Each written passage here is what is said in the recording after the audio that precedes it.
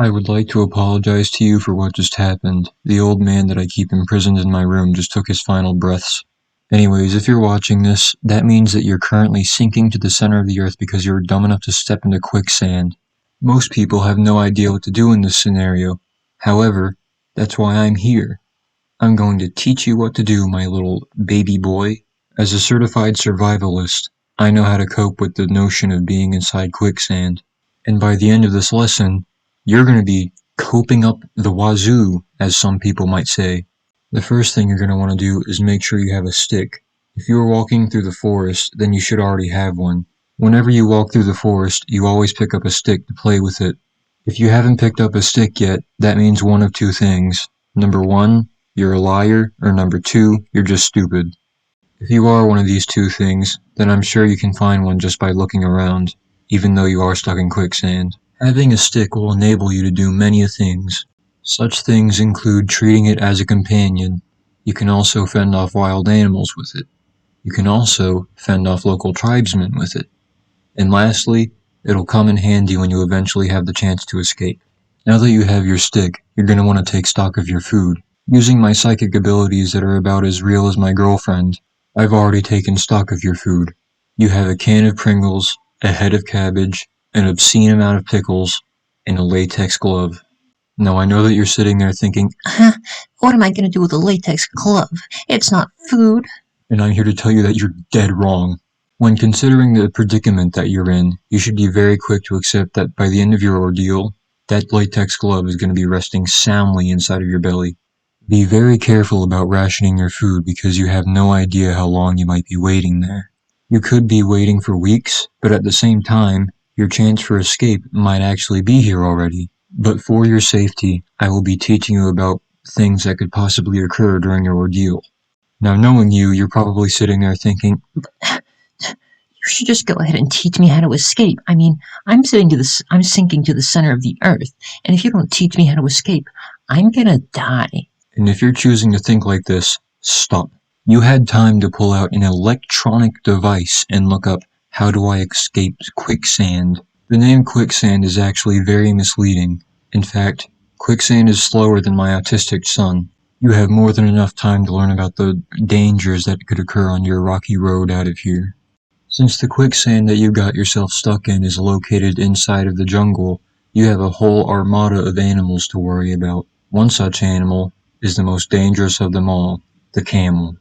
Camels have a built-in GPS that allows them to locate any type of sand anywhere in the world, and that of course includes the quicksand that you just decided to stumble into.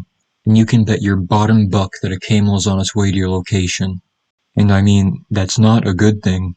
Every camel to ever walk this earth has thoughts of nothing but consumption, sleep, and infidelity. If you wish to defeat the camel that's currently on its way to kill you, go ahead and grab that stick of yours. You're going to be using it. When the camel arrives, raise the stick above your head and begin ululating. Doing this lowers the camel's confidence, ergo lowering its performance in battle. But most importantly, it will open the camel's mouth. Scientists have found that a camel with lowered confidence is unable to shut its mouth. So it's a scientifically proven fact. Don't look it up. When the camel charges you, halt him by putting a stick in his mouth. Now that the stick is in his mouth, you have him right where you want him. Since you have low mobility on account of being stuck in the quicksand, this next part may be difficult. However, you just need to try and do your best. I need you to brush that camel's teeth. It's not weird, it's just science. Camels view teeth brushing as a sign of affection, and now having had his teeth brushed, the camel will return home, as he now needs to contemplate his marital status. Now that you've driven away your first assailant, you need to combat your second assailant, the local tribesman. Eventually the word will get out that some dumb idiot fell into their pit of holy quicksand. The tribesmen will now come at you with full force to punish you for your crimes, and it is your job to show them that you are not to be trifled with. If you have a pocket knife with you, go ahead and sharpen that stick of yours. If any of you out there have experience with spearmanship, then this next part should be remarkably easy for you. No, there's no twist, you're literally just gonna kill all of them. And I know that you're sitting there doing your usual shtick and thinking, The tribesmen are people who have trained with weapons their whole lives. I can't possibly defeat them. And to that, I say shut up. Shut up! Your statements get more and more meaningless by the day. You have fallen into their pit of holy sand. Ergo, your actions are sacrilege. Ergo, the tribesmen are going to try and retrieve you alive so they can strap you to a Little Tyke's car and sacrifice you to their god. When people are trying to retrieve you alive, it's a lot easier to retaliate. However, eventually, the tribesmen are going to realize that you're too strong for them and that they're just going to have to kill you where you stand. But don't worry, by that point an insatiable bloodlust will have kicked in, enabling you to overpower any tribesman who ever thought about you and a Little Tyke's car being in the same room together. Now that you know how to deal with predators and the locals, it's time that I teach you how to escape. Eventually, your musk will grow to such high levels that vultures will show up, mistaking you for a dead body. Hang your head and act dead. This will make the vultures think that you really are just a corpse, and then they'll swoop in to try and claim your sweet, sweet meat, so to say. However, when they get close to you, kill them using the stick. Do not let any of them escape because you will need all of their carcasses for your escape. Now that you've brutally massacred a bunch of innocent animals, I'm sure you're feeling pretty good about yourself. I know that I do, especially when it's my neighbor's dog. Go ahead and rip all the feathers off the vultures. By this point you've probably accumulated a bunch of sweat, which means that you can mad the feathers to your skin and they'll stay on. You will now model your escape after Daedalus and Icarus. Go ahead and start flailing around like the idiot baby you are. Eventually, you'll start to slowly ascend out of the quicksand. And there you have it.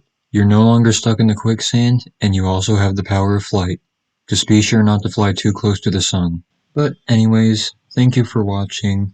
If you enjoyed watching the video, please consider liking, subscribing, whatever. I'm not going to force you to. I might force you to.